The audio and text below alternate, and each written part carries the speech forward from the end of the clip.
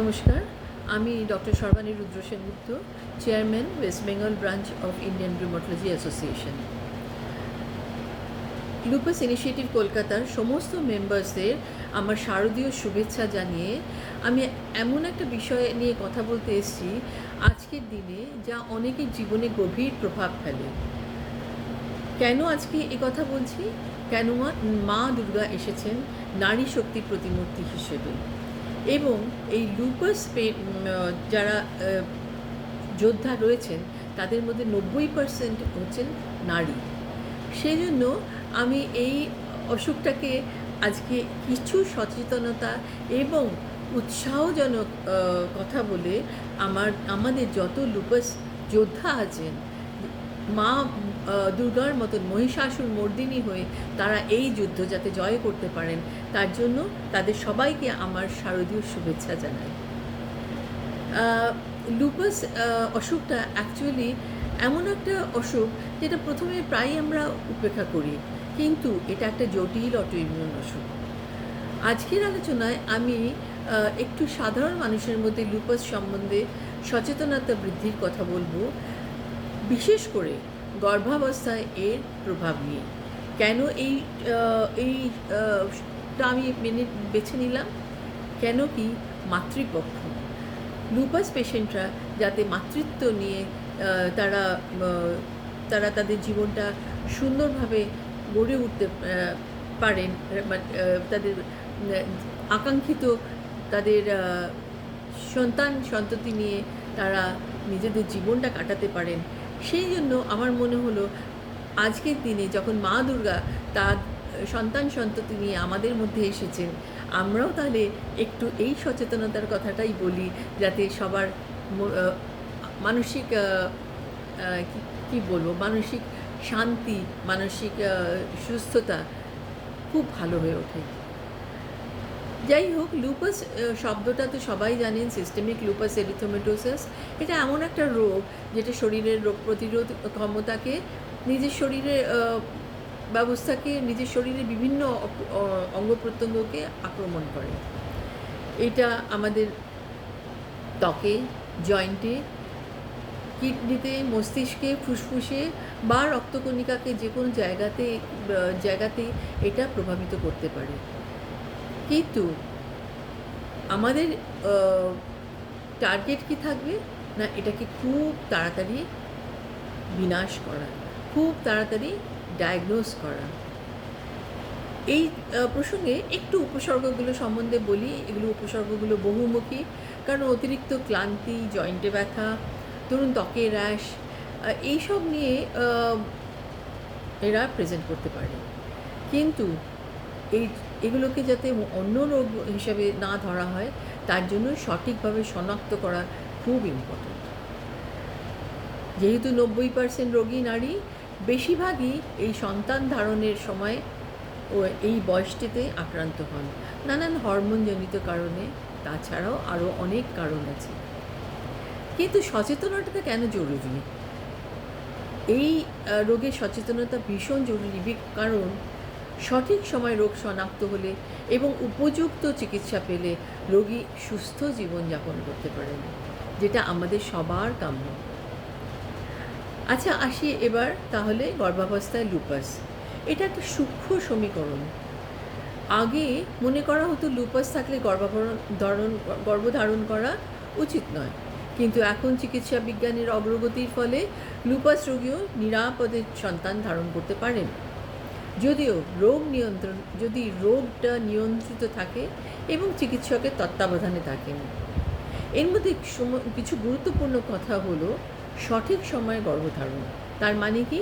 তার মানে হচ্ছে রোগ যদি অন্তত 6 মাস একদম নিয়ন্ত্রণে থাকে, তখন গর্ভধারণের পরিকল্পনা করা উচিত।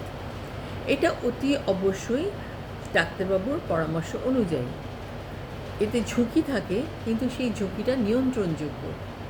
নানান মাতৃত্বের পূর্বে যেসব ঝুঁকি, যেমন প্রি এক্ল্যাম্পসিয়া, গর্ভপাত বা প্রিম্যাচিওর ডেলিভারি বা লুপাসের সক্রিয় হয়ে যাওয়া, সবই হতে পারে, কিন্তু বিশেষজ্ঞের চিকিৎসা অপরিহার্য। রিউমাটোলজিস্ট, স্ত্রী রোগ বিশেষজ্ঞ এবং প্রয়োজনে কিডনির রোগ বিশেষজ্ঞ সবার উপস্থিতি দরকার এবং সবার কাছ থেকে একটা সম্মিলিত উপদেশ এবং সম্মিলিত চিকিৎসার দরকার। কিছু ওষুধ থাকে যেগুলো লুপাসের গর্ভাবস্থায় দেওয়া যায় না, কিন্তু তার মধ্যে একটি দুটি ওষুধ আছে যেগুলো একদম সেফলি ইউজ করা যায়।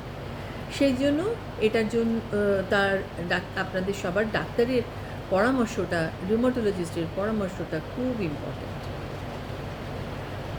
আরেকটা ফ্যাক্টর হচ্ছে neonatal lupus.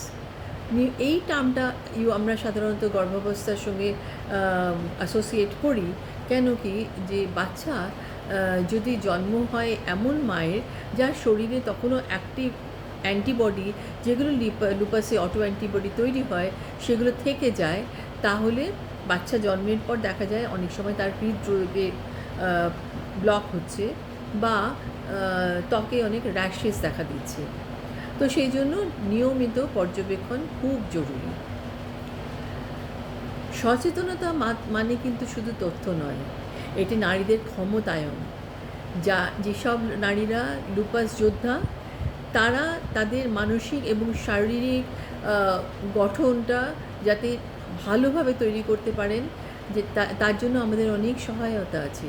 Lupus initiative of Kolkata কিন্তু এরমই একটা সহায়তা কেন্দ্র, যেখানে ডাক্তারবাবুরা, রিউমাটোলজিস্টরা আপনাদের হেল্প করবে, যেখানে কাউন্সিলার্স আছে, তারা আপনাদের মেন্টাল বা মানসিক শক্তিকে আরও বাড়িয়ে তুলবে, এবং তাছাড়াও আপনাদের যত রকম প্রয়োজন, যা কিছু আপনাদের প্রশ্ন, সবই কিন্তু আপনারা এখান থেকে পেতে পারেন। সহায়ক গোষ্ঠী, কাউন্সেলিং এবং জনসচেতনতা, এই সবকটাই আমাদের এই ক্ষেত্রে গুরুত্বপূর্ণ ভূমিকা নেবে। সেজন্য লুপাস নিয়ে কোনো ভয় পাবেন না। নারীরা, আপনারা যোদ্ধা। মা দুর্গার মতন আপনারা মহিষাসুরকে যেরকম বধ করেছিলেন, আপনারাও আপনাদের অসুখটাকে বধ করতে শিখুন। আমরা পুরোটা বধ করতে পারবো কিনা জানি না, কিন্তু আপনাদের একটা সুন্দর জীবন আমরা দিতে পারবো। সেই জন্য আমাদের উচিত আপনাদের বলা যে মাতৃত্ব সম্ভব এবং আপনারা একা নন। আপনারা কি করতে পারেন? লুপাসের লক্ষণ ও উপসর্গ সম্বন্ধে জানুন। নারীর গর্ভধারণের আগে চিকিৎসকের পরামর্শ নিন। সবাই তাকে উৎসাহ দেবে, কিন্তু অতি অবশ্যই অসুখটা একদম কন্ট্রোলে রেখে। আর রিউমাটোলজি এবং মাতৃ সংক্রান্ত চিকিৎসা যাতে আপনারা সহজে পেতে পারেন, সেই ব্যবস্থা করার জন্য আপনাদের ডাক্তারবাবুদের সহায়তা নিতে হবে। শেষে আমি বলি, লুপাস চোখে দেখা যায় না, কিন্তু এর প্রভাব অনেক গভীর। সচেতনতা বাড়াতে হবে, বিশেষ করে গর্ভাবস্থার প্রসঙ্গে। আমরা আশার আলো ছড়াতে পারি, ভয় দূর করতে পারি এবং জীবনকে আরও সুন্দর করে তুলতে পারি। চলুন লুপাসকে দৃশ্যমান করি, চিকিৎসাকে সহজলভ্য করি এবং প্রতিটি নারীকে জানাই, লুপাস থাকলেও মাতৃত্ব সম্ভব। সাহস ও যত্নের সঙ্গে তাকে গড়ে তুলতে হবে। এই বলে আমি কথা শেষ করছি। ধন্যবাদ সবাইকে, শারদীয় শুভেচ্ছা জানাই। সবাই ভালো থাকুন, সারা বছর যেন সবার ভালো কাটে মা দুর্গার আশীর্বাদে। নমস্কার।